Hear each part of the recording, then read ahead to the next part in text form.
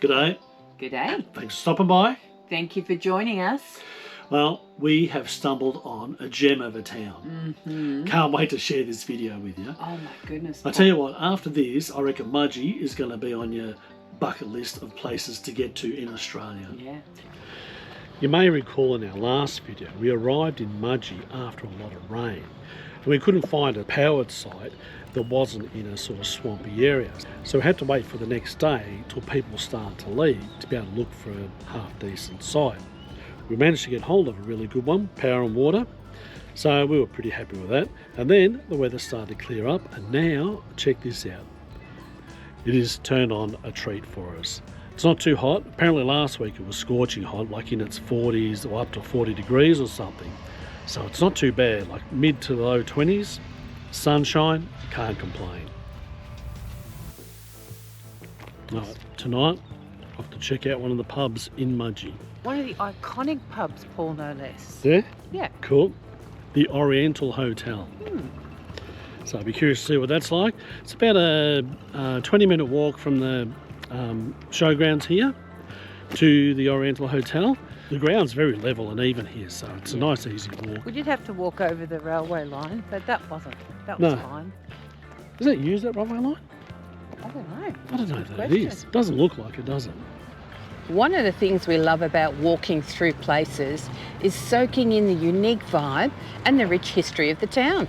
And here we are, the Oriental Hotel. Looks like a good choice, Paul. Busy. Yeah. They have a very comprehensive menu here. So Paul, it's one of their signature dishes. It's a beef brisket with roast potatoes and broccoli. Well, a great start to our time here in Mudgee. Time to check out a couple of towns. First stop, Gulgong, about half an hour out of Mudgee. Welcome to Gulgong, a charming town in New South Wales with a history as rich as its streets are narrow. Established in the 1800s during the gold rush, Gulgong quickly became a bustling hub for miners and settlers. And did you know, on the old $10 note, it's actually the town of Gulgong that's represented there, with a picture of Henry Lawson, who spent some time here in the town, and a lot of these historic buildings that we're looking at now. From the elegant architecture of the old pub to the beautifully preserved Victorian buildings, Gulgong's history is on full display, every corner offering a glimpse into the past. We'd heard about the Holterman Museum, right in the heart of Gulgong here. I think it would have oh, that's Melbourne. This is how people lived. No wonder they had black dresses on. Holterman's best known for capturing some of the most stunning 19th century photos of the Australia's gold rush. And the museum houses many of these iconic images, along with fascinating exhibits about Gulgong's gold mining history. We're off to the next one. Paul, the next town we're going to go and visit is Rylstone. Cool. About 45 minutes out of Mudgee. Let's do it.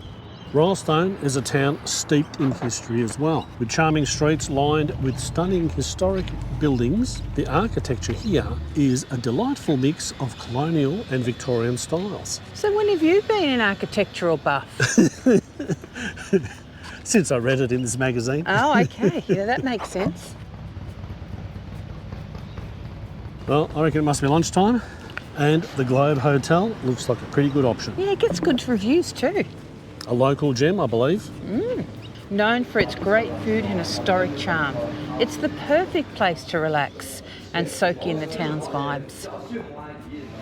Check out this nice southern fried chicken burger.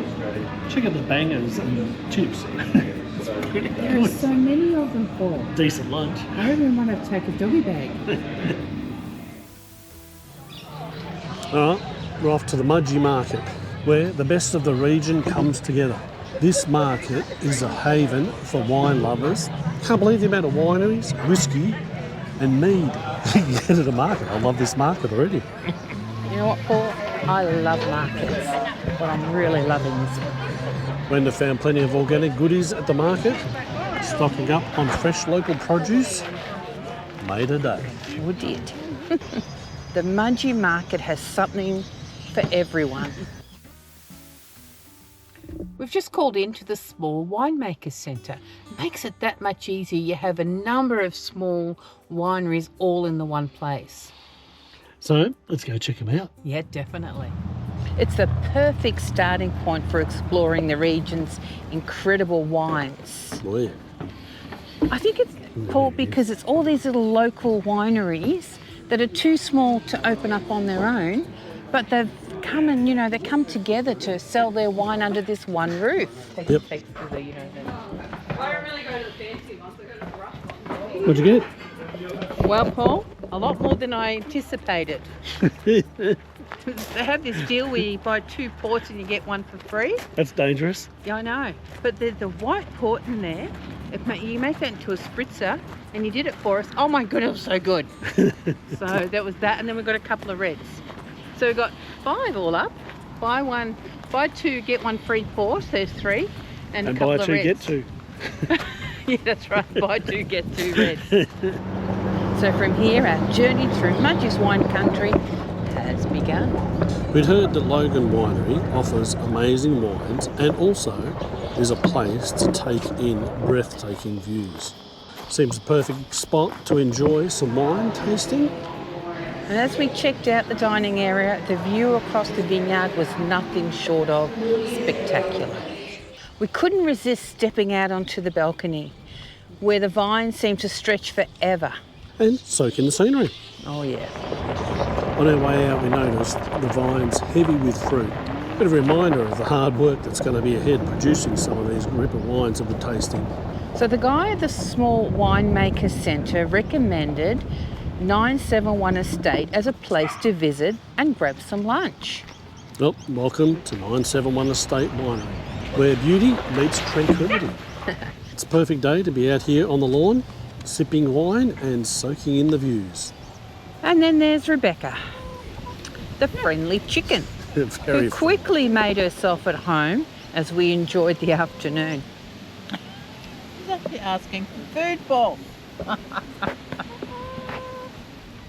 Can you believe it? There's a chicken that comes begging for food. Then to top it off, we also have live music here.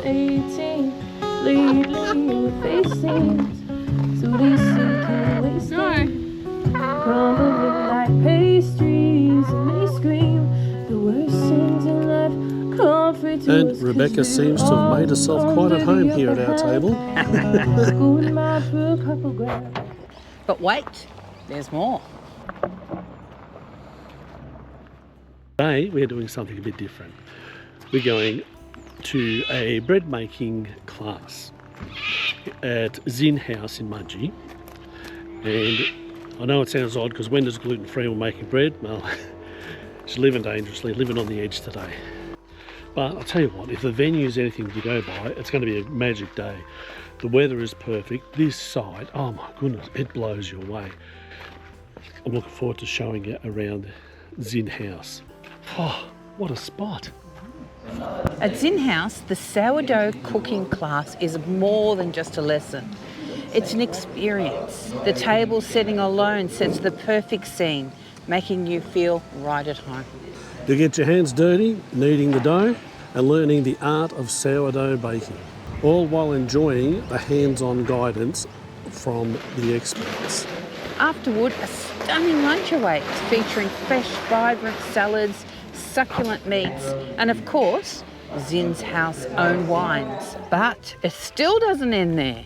Set against the stunning backdrop of the rolling vineyards, Zin House and Lowe's Winery offer a picturesque escape. From the lush vines to the charming wine cellar, every corner of this place is a celebration of Mudgee's rich wine culture. Well, we finished our bread making class and it was very interesting.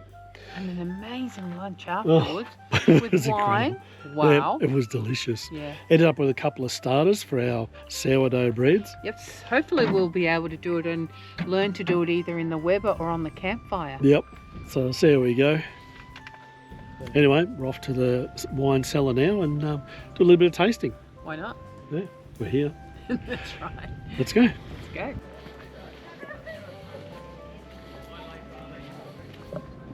Then as we drove back into Mudgee, we were reminded of the rich history of this town, as well with its beautiful buildings and streetscape. Mudgee Showgrounds is a great spot for a few days. It's only about 20 minutes, 15-20 minute walk into town, so it's good access to that. You got power and water here. Mind you, the taps and the power outlets, there's not very many of them, so you could be a fair way. There's quite a few people have had to sort of use 2 lengths of lead and extra lengths of hose to get water and power to their rig. So be mindful of that if you come here. But the place itself, it's been a great spot. $27 for the night, you can't complain about that. In addition, it has a dump point, spotlessly clean amenities, camp kitchen, and a free laundry. Yep, free.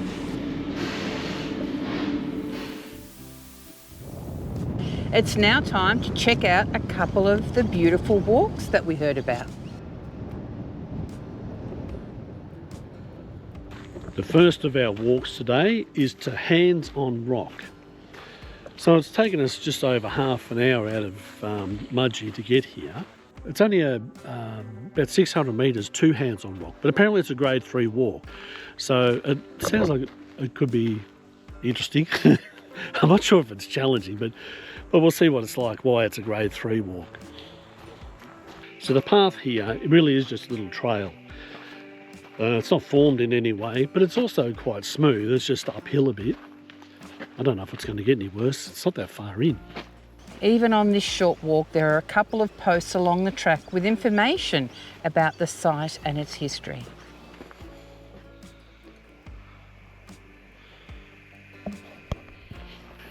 Tell you what, you can tell why this is a grade 3.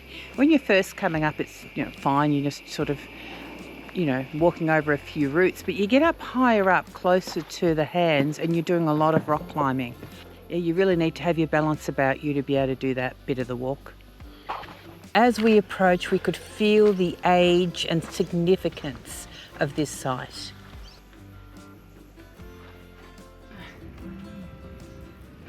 Oh yeah, look at that. Apparently these handprints, Paul, are from women and children. The boardwalk offers you a chance to reflect on the culture and traditions of the Aboriginal people who lived here for thousands of years. As we made our way back to the car, we couldn't help but feel how fortunate we are to see these things on our travels. To experience the history and the past in this way. Yeah. But this next place is something we were both really looking forward to exploring. The Drip. So here we are at the Drip. So the Drip is a 1 to 1.5 hour walk, grade 3. So there is some difficulty. So we're here. Yep. The Drip goes up here. Uh-huh. That's where we're going. Oh, wow. Okay. This is where we were, up here, Hands on Rock. Oh, yes, that's right. Only 2 kilometres up the road. Mm. Yeah. Okay, well they say it's only a 45-minute walk, Paul. Oh no, that's Hands on Rock. Mm. Yeah. So here's the Drip walking track. It's a grade 4. Oh, it's a grade 4. Oh, let's check it out. Picnic area. That's better. Spent a bit of time here, I suppose, couldn't you? Yeah, you could. You could spend some time here. Grade 4, that's quite a significant walk.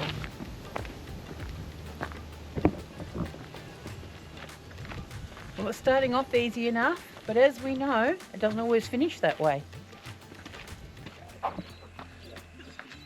The Drip is situated about a 30-minute drive from Mudgee.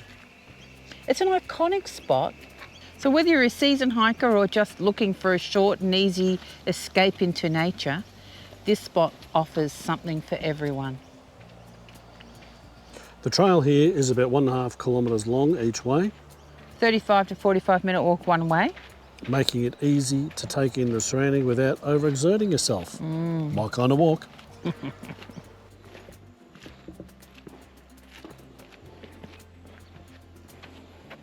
I'll tell you already, like we haven't even done a quarter of the walk so far, but I've been so impressed with the scenery here. I tell you, the rock formations, the river that's carved out, well, it's dried up at the moment, not much water in it, but oh, it's a beautiful area, and just the rock formations are incredible. Definitely worth a visit. Even if you didn't do the whole walk, it'd be worth coming here just to do a portion of it. There's a lot of these sections with dips in the track. I'm assuming it's a type of floodway, so during wet weather, I imagine this place would actually get closed off. And then during the really hot weather, I imagine it'd be a real challenge to do the walk. Even today, I think it's low 20s today, but it's still a bit of an effort. Like, there's no breeze or anything, so we're not cooling down as we go along.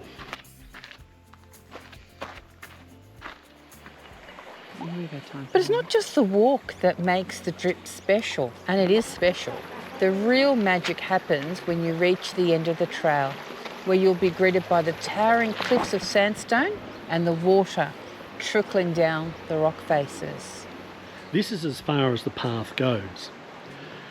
And I'm guessing the drip is that the water's dripping off the side of this cliff and just falls into the river here. But I mean, it's a beautiful spot. The last bit here is quite a bit tricky. You don't have to come this far to appreciate it, but yeah, but it's certainly a beautiful walk. I tell you, the walk in and then here, oh, it's so peaceful. There's something incredibly calming about being surrounded by the sounds of nature. The birds overhead, the gentle drip of the water from the rocks, the stream. Tell you what, for those who love photography, this spot is a dream. The light, the textures, the water, perfect.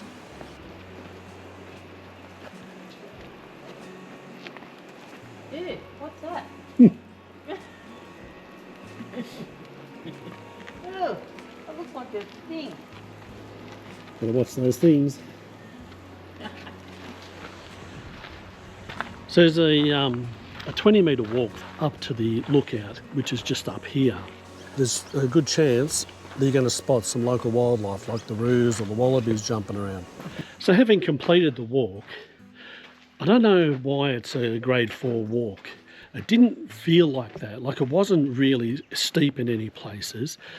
There was no real rock climbing, was there? No. Oh, unless you wanted to get to the close to the drip. Yeah, but like you can get up to certainly to the lookout, and it's all pretty level ground. There's some places where there's like tree roots and that poking through, so you've got to watch you don't trip over them. And then of course there's a lot of steps. I don't know if that's what makes it the level 4, but it wasn't particularly tricky. Just a bit longer than the hands-on rock one, and a few more steps. So for general mobility, I think this one should be pretty fine. General fitness, really.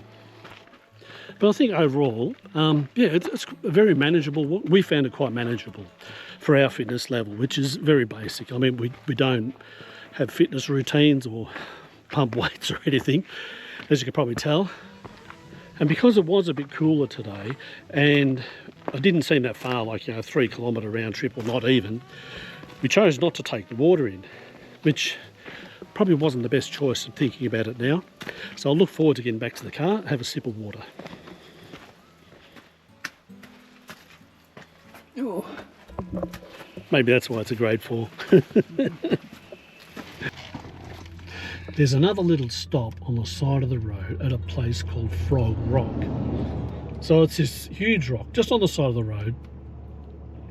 Looks just like a frog, or the shape of a frog. It does. I couldn't see it at first, but then I pointed it out to you. and it stands out a bit better. It does. Yep. Well, that pretty much ends our time here in Mudgee. Today we are off to a little town called Gulgong, which is about 15-20 minutes out of Scone. It's a tiny little place, but it looks very peaceful and should be very interesting. So anyway, a bit sad to leave here at the moment. It's been such a good stay, but looking forward to the next adventure.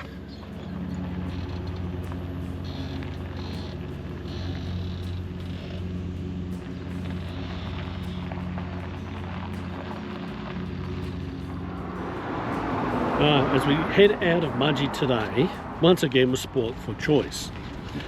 Wanted to stop for a cuppa and maybe a bit of brekkie. And we were recommended to go to the Althea Cafe. Which is connected to Zin House. So we thought, oh, let's just go and have a look. Might be some nice little treats there. Might be, or not. It's a sourdough bakery as opposed to your general bakery. Yeah. So we ended up with the Freon, the baguette, and ham and cheese croissant, all made on the premises. Well, what do you reckon? It's not bad, is it? I hope we've been able to sell you Mudgee the way that we have experienced it, because it was an absolute gem of a place. Definitely put it on your list. Yeah, definitely. We're off to Barrington Tops next. Yep. Hopefully you can come and join us as we hit the road up there. We're going to stop in Gundy and then up to Omerdale and then check out Barrington Tops, which will complete this road trip.